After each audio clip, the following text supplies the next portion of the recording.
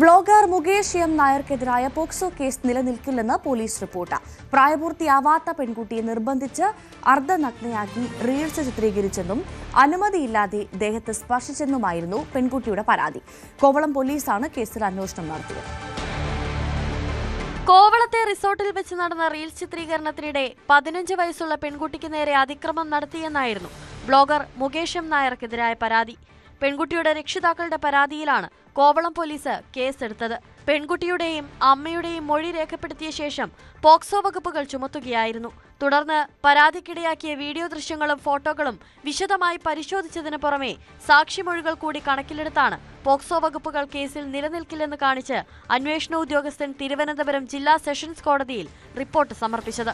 അതേസമയം ആരോപണ വിധേയനെതിരെ ചുമത്തപ്പെട്ടിരിക്കുന്ന മറ്റു വകുപ്പുകൾ നിലനിൽക്കുമെന്നും പോലീസ് റിപ്പോർട്ടിൽ പരാമർശമുണ്ട്. കഴിഞ്ഞ ഫെബ്രുവരി 14-ന് വാലന്റൈൻസ് ദിനവുമായി ബന്ധപ്പെട്ടാണ് 15-കാരി ഉൾപ്പെടെയുള്ള യുവതികളും ഒന്നിച്ച് മുകേഷ് എം നായർ പരാതിക്കിടയാക്കിയ റീൽസ് വീഡിയോ ചിത്രീകരിച്ചത്.